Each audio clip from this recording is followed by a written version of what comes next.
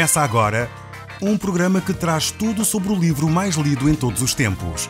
Apresentamos O Som do Livro.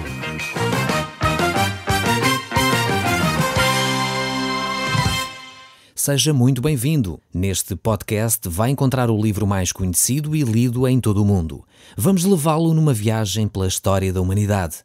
Este é um audiolivro para si, para a sua família e sociedade em geral. Contextualização e comentários de Paulo Chaveiro. Eu sou Paulo Chaveiro e nós hoje vamos continuar a olhar para o livro de Jó, capítulo 26. E desde já vamos começar a olhar para este texto bíblico.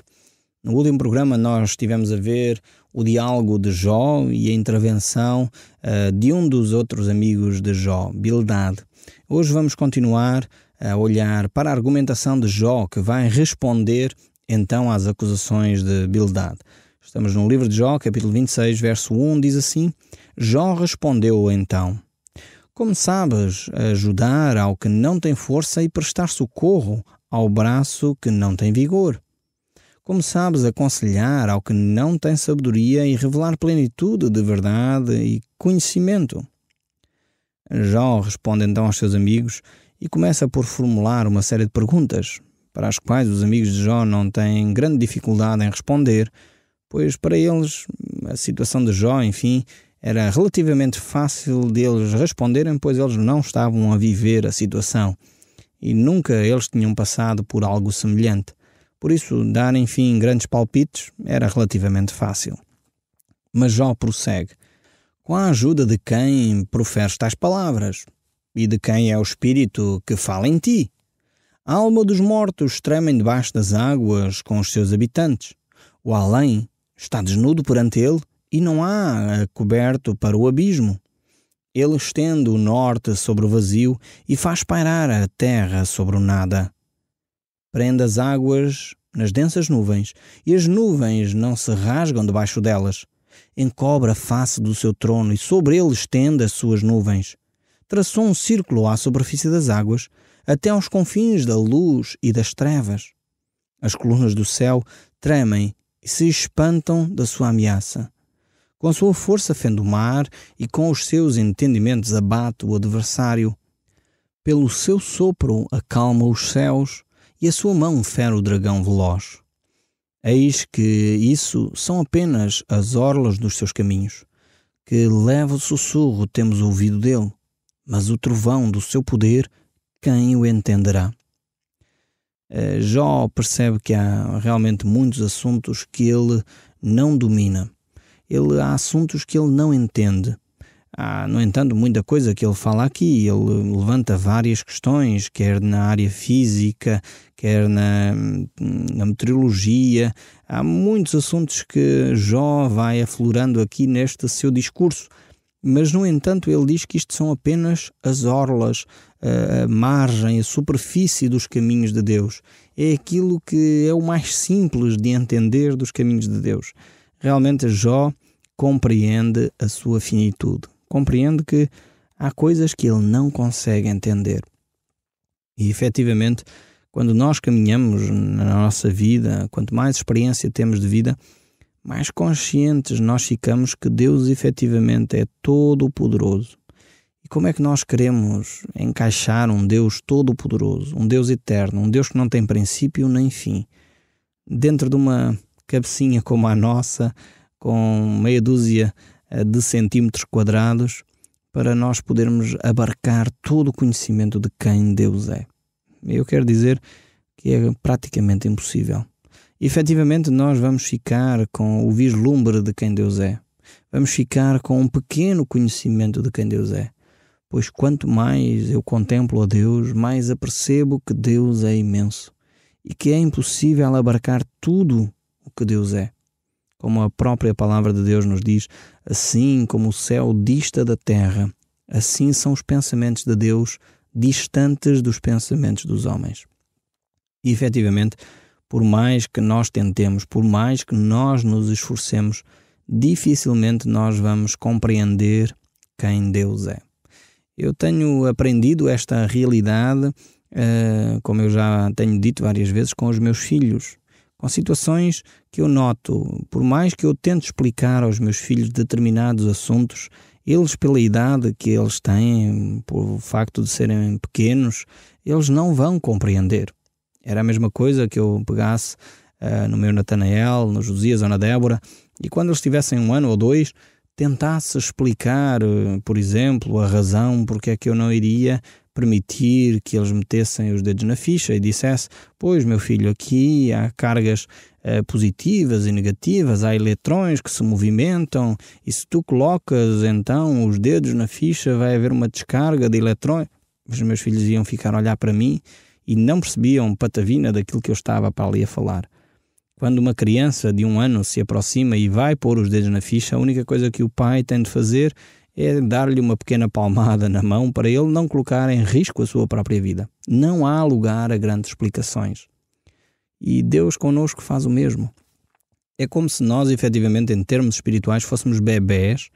Em alturas determinadas, Deus não faz grandes considerações sobre porque é que nos deu uma pequena palmada na mão ou porque é que nos impediu de fazer isto ou aquilo.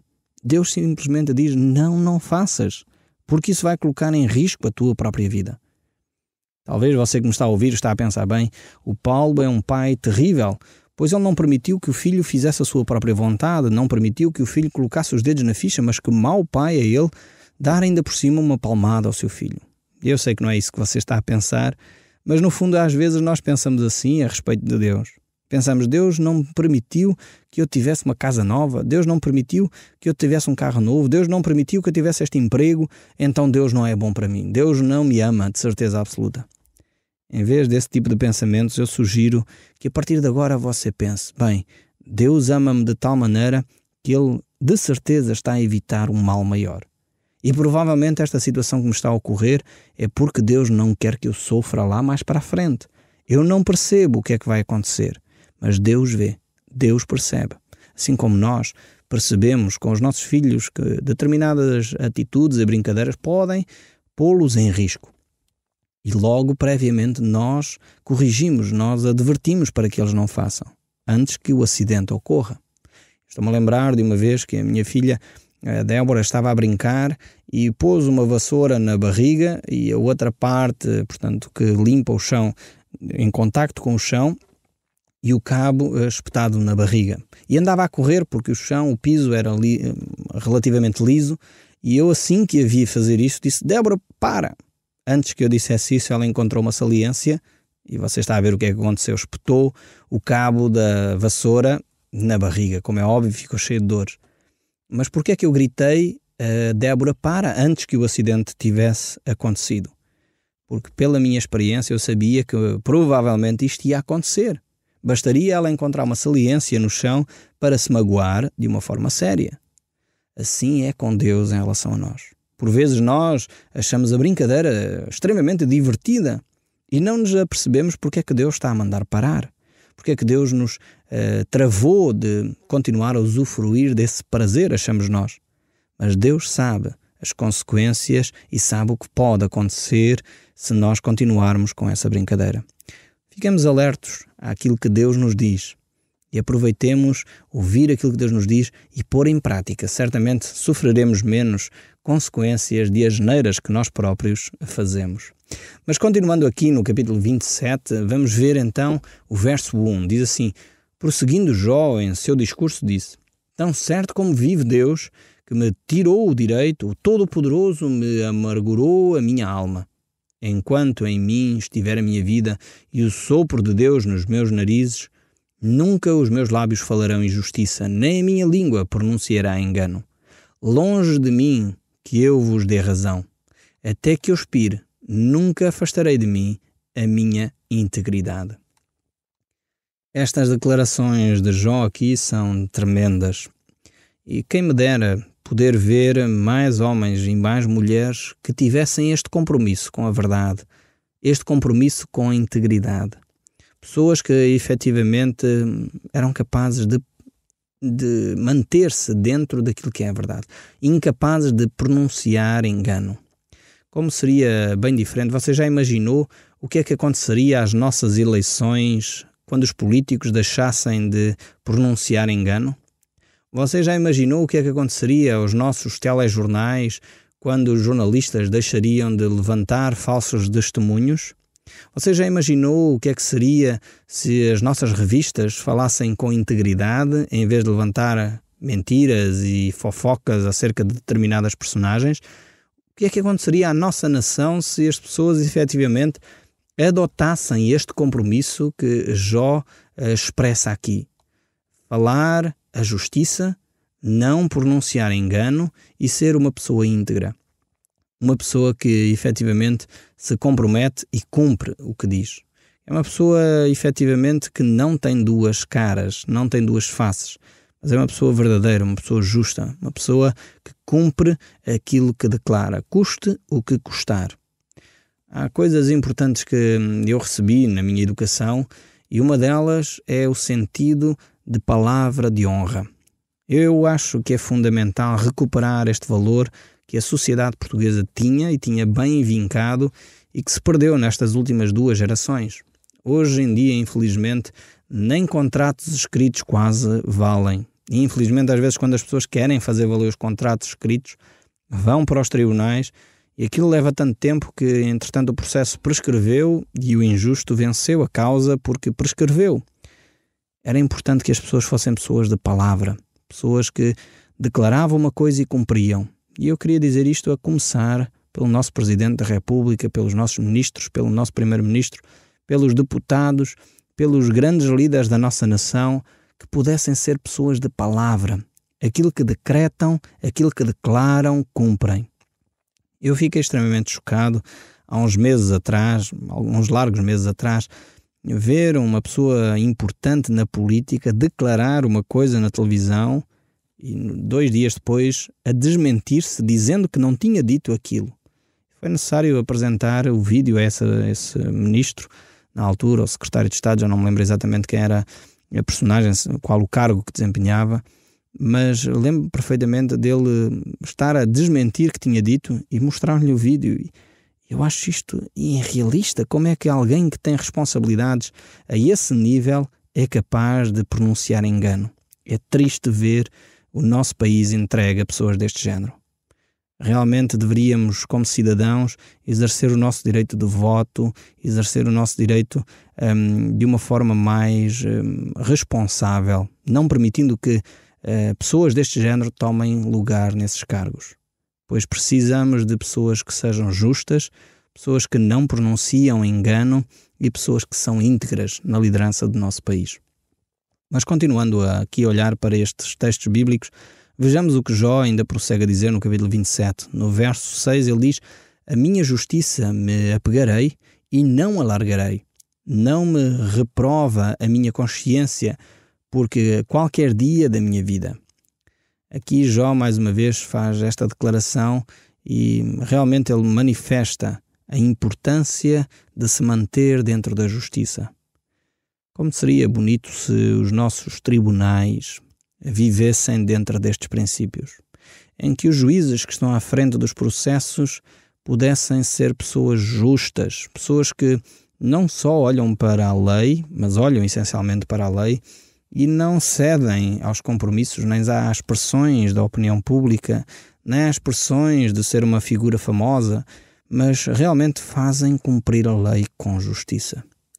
Há algum tempo atrás assisti a um julgamento num dos tribunais do nosso país e fiquei estarrecido, pois uma coisa é nós ouvirmos as notícias nos telejornais, outra coisa é nós assistirmos num caso concreto de uma pessoa conhecida à injustiça na primeira pessoa. E num desses tribunais fiquei abismado com a sentença que esse juiz decretou. Diante de uma série de factos que eram mais que claros, esse juiz decreta que não são provados esses factos e que efetivamente a pessoa que tinha cometido esse homicídio poderia sair sem qualquer responsabilidade. Os nossos tribunais estão assim, era necessário que efetivamente houvesse justiça na nossa nação. Eu sei que há muitos juízes dedicados que efetivamente procuram fazer o melhor que podem, que sabem, as condições são tremendas, são difíceis, e efetivamente isso não facilita que as coisas ocorram. Mas precisávamos de pessoas dedicadas à justiça, como Jó. Pessoas que efetivamente fazem da justiça a sua bandeira e vivem dessa forma. Se estes critérios fossem estabelecidos na nossa vida familiar, em primeiro lugar, na nossa vida pessoal, na nossa vida social, na nossa vida empresarial e política, realmente o nosso país sofreria uma revolução tremenda. Seria realmente como do dia para a noite. Iríamos ver coisas magníficas acontecer. Talvez você não pode fazer muito pela política, talvez você não pode fazer muito pelas empresas, a menos que você seja um empresário, mas você pode fazer na sua própria vida, pode fazer na vida da sua família, manter e trazer estes valores para esse ambiente. E aí você vai começar a influenciar a nossa própria sociedade. O verso 7 ainda prossegue: seja como perverso o meu inimigo e o que se levanta contra mim como o injusto. Por qual será a esperança do ímpio? Qual lhe for contada a vida? Quando Deus lhe arrancar a alma, acaso ouvirá Deus o seu clamor, em lhe sobrevindo a tribulação? Deleitar-se-á o perverso no Todo-Poderoso e invocará a Deus em todo o tempo?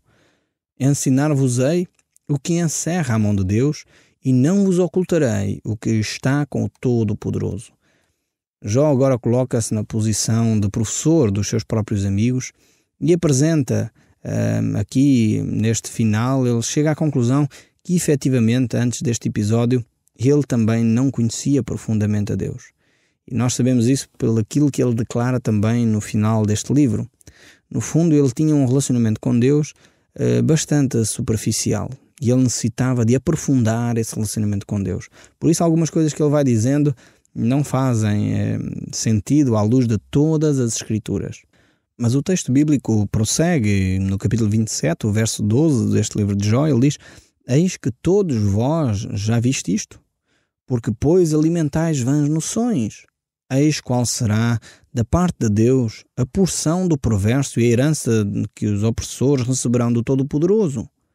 Se os seus filhos se multiplicarem, será para a espada, e a sua prole não se fartará de pão.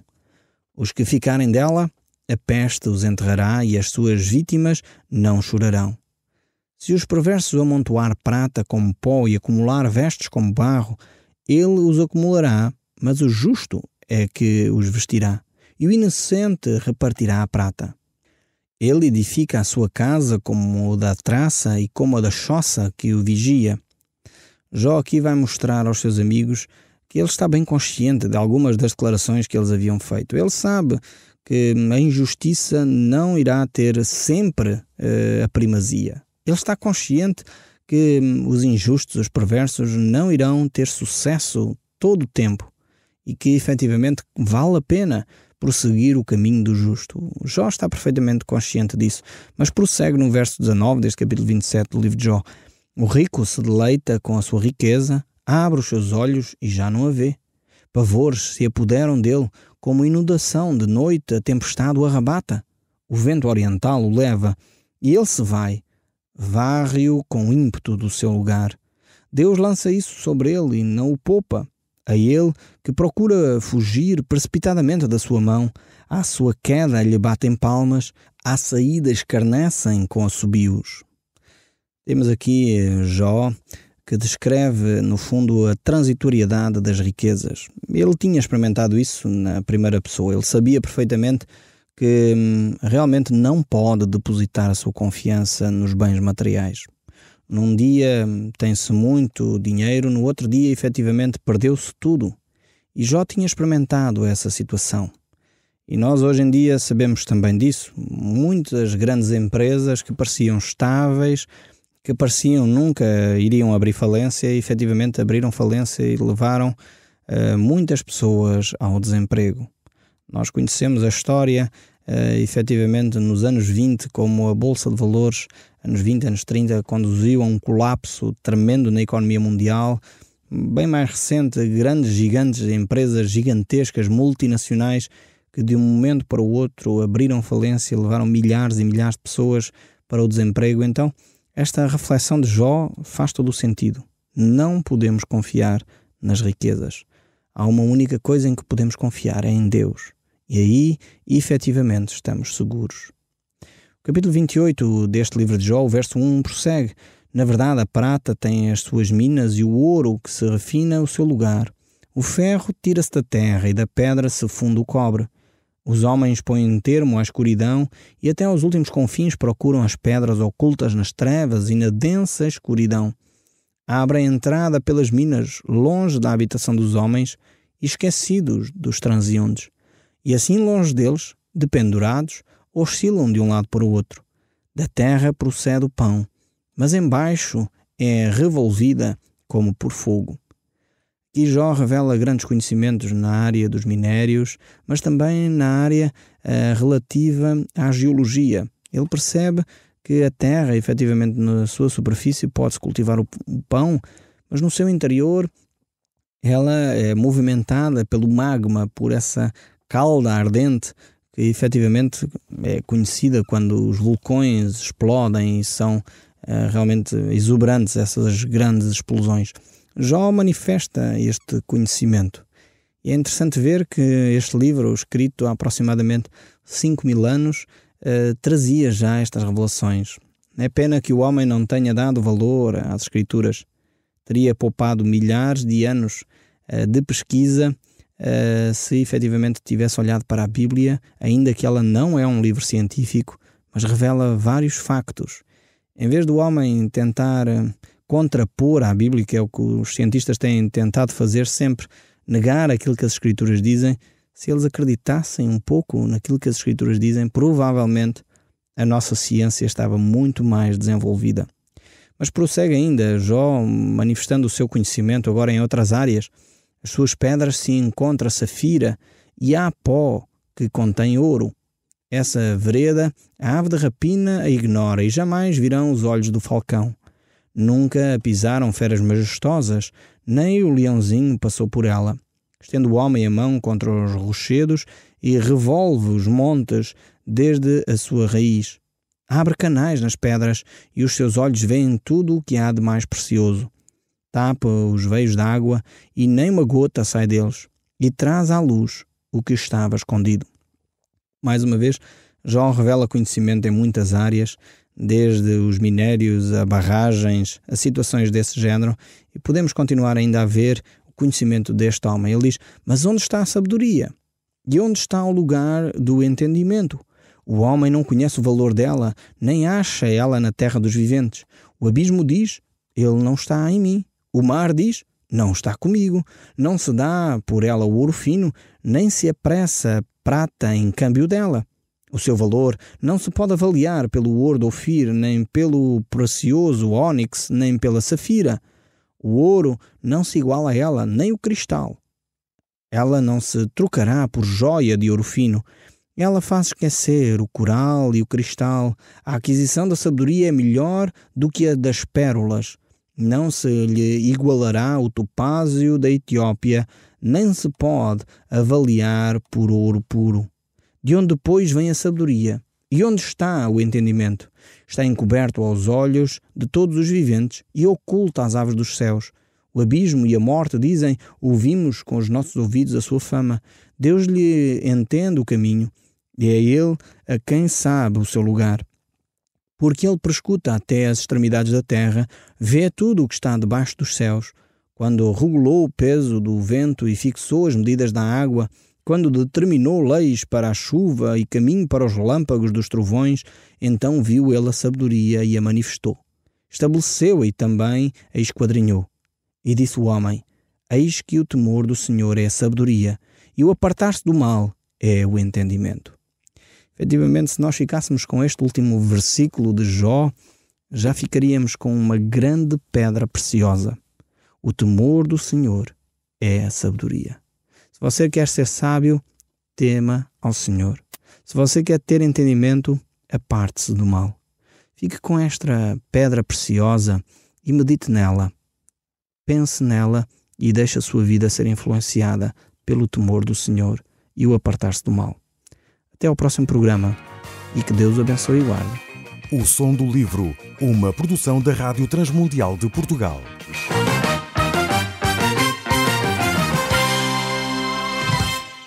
RTM. Conhece todos os nossos programas em rtmportugal.org. Uma produção da Rádio Transmundial de Portugal.